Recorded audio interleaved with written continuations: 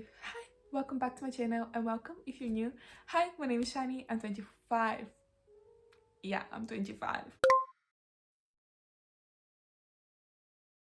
So on this channel, I do a lot of lifestyle, career, corporate, finance, personal finance videos. So if this is something that you're interested in, please make sure you subscribe.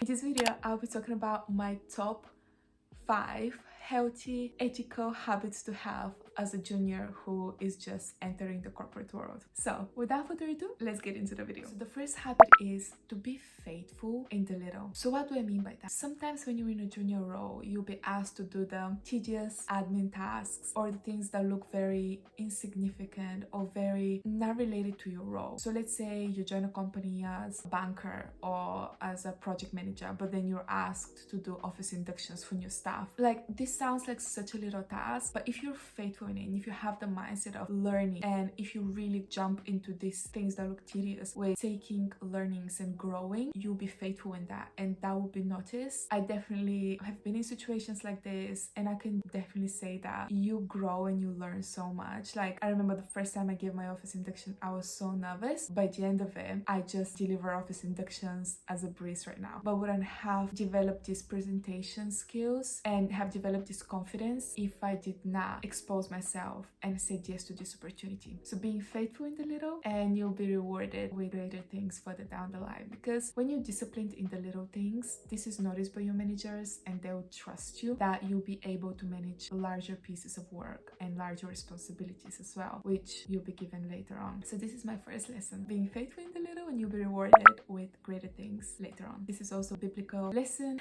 Number 2 is to be patient. Be patient with the people that you're working with. Be patient with your manager. Be compassionate. Be understanding, because most likely they're under so much pressure. And if you feel like you don't have enough time with them, just ask for more time. Look through their diary. Find a slot, like 30-minute slot that you really need with them to have a weekly or daily catch-ups. Like, fight for this law, but also be patient with them and be understanding. And if they start changing meetings like literally last minute, or if they cancel your catch up, like, just be patient with them, be understanding, but also be patient with your personal growth and development, because in the corporate world everything is a process, and sometimes you might find yourself doing repetitive tasks, but then you can be doing something with a very high responsibilities that would usually fall under the manager, but you find yourself doing it. So just be patient with the work that you're doing, with the season that the project is in. So be patient with the people that you're working with, and be patient with the work that you're doing with, but also with your personal growth and development, because you will not know everything from day one. You would not quickly jump from 01 to 010 in one day or in the first. You take time. So be patient, enjoy and embrace the process, and yeah, you'll grow, and it's a very sweet process. Number 3, don't allow emotions to overcrowd your critical thinking or your overall thinking. Sometimes we're gonna work with people who are very fast-paced or very impatient, or they want to get the job done right here and right now, and we might get a bit annoyed or a bit upset or a bit like not have positive feelings towards them. But that's why I'm saying, don't allow emotions to overcrowd your thinking. If something doesn't look like it should be, maybe you can just critically ask the question, be like, oh, are you sure about this? So how is this going to contribute to the overall piece? If you don't understand something, literally, this is what I do. If I don't understand something, I just ask the question, because sometimes I'm given things that I don't see how they fit in the overall picture, and I always need to ask and be like, okay, so how would this fit in the overall work that we are doing? And I think that's a wake-up call for you, but also for your manager, for the person that's requesting you to do the work. But going back to the healthy habit that you can have is just don't allow emotions to overcrowd you. If someone is upset and trying to sort of like put these emotions on you, or like to make you feel a certain way, I would just say in the business world, don't allow emotions to take over. Like, just do your work. And obviously you can be friends with the people that you're working with, but have this separation between emotions and business, and don't allow, because some of those will be compromised if you allow the mixture. Habit number 4 is closely related to the previous thing, to the previous lesson. By the end of the day, it is all business. As simple as that. Nothing in business is personal. All they care about is to get the job done, and that's it. Obviously some organizations are a bit more personal than that, but I always have this sort of like thought process of, it's all business. By the end of the day, it's all business. If you make friends along the way, great, amazing, But when we talk about work, when we talk about the things that needs to be accomplished, business is just business. It's as black and white as that.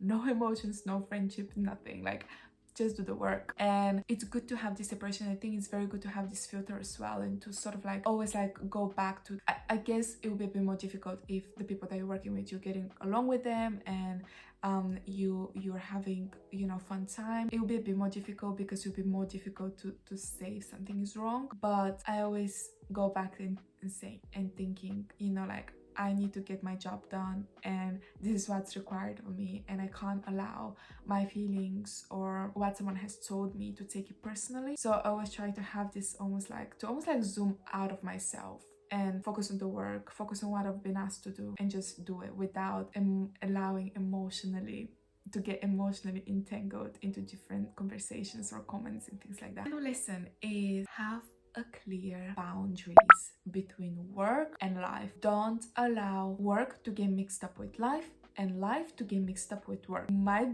biggest lesson that I learned, and that I incorporated very early on in my career, was as soon as my contracted hours finish at like 5 or 5:30, that's it, I'm closing my laptop and immediately I leave the house. Especially now around COVID with working from home, it's so easy to sort of like blur the line and be like, oh yeah, I can do it 30 more minutes or 1 more hour. No, literally 5:30 I close my laptop and I leave the house. I usually go to the gym because I love working out in the evenings, but if you don't work out, you can just go for a walk or meet a friend.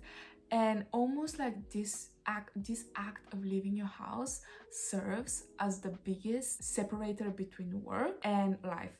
Because when I come back from the gym, I can't even think of work. I cannot, like, I just come back home, I and my evening starts and start to unwind, and it's so nice. So my thoughts don't even go. And when I leave the house, whilst I'm walking to the gym, or even if I'm taking a simple walk, I just chat with my family, I chat with my friends, I listen to music. So my thoughts don't even go to think about the corporate world and the work that I've been doing and anything like that. I have a feeling that when you change the environment, the minute you change your environment from being a homework to walking outside or going to the gym, like, it's like completely different chapter in your head. You have completely different priorities. It's almost as if like you're entering another life. Yeah, I hope that makes sense. But if you don't have this clear separation, I would definitely encourage you to draw this boundary and to leave the house and to actually mix life with work and work with life. My next habit is to actually have a check-in sessions with your manager throughout the task that you've been given. So let's say they've said to you, please produce this project plan for me, and you start producing it and you're halfway through the task, or you've completed 1/3 of the task. Go to your manager and ask, I've done this much, but is this the right direction of completing the task, or is there something that needs to be changed? This will not only save you time, because imagine if this is the wrong way forward and you complete the task and you have to redo the whole thing. That would be complete waste of time. Seek your manager's direction at least 2 or 3 times throughout the whole task to make sure that you're on the right path to completion. And my last healthy habit that I developed very early on is to ask questions. When you're in an entry-level role, this is the sweetest place where you can be, because you are not expected to be perfect in anything. You're not expected to know all of the answers. In fact, nobody knows all of the answers. Everybody is on a journey of progression and not perfection, and everybody is learning something new along the way. But you being in a junior position, being on a graduate scheme or a placement or a summer internship, whatever it is the best place to learn. It's the best season to ask as many questions as you can. Like, it can be like, you can ask the silliest question and it will be okay. Just ask the question rather than going there and wondering whether you're doing this right or that right, or whether find out the answer on your own. Just ask what has given you the task, and in that way you're saving time and you know what you're doing. Yeah. So yeah, this is quite a short video, but I hope that it was helpful for you. If you have any other healthy habits that you've developed as a junior in your career, please let me know in the comments below. I would love to hear that. Thank you so much for watching, and I'll see you in my next one.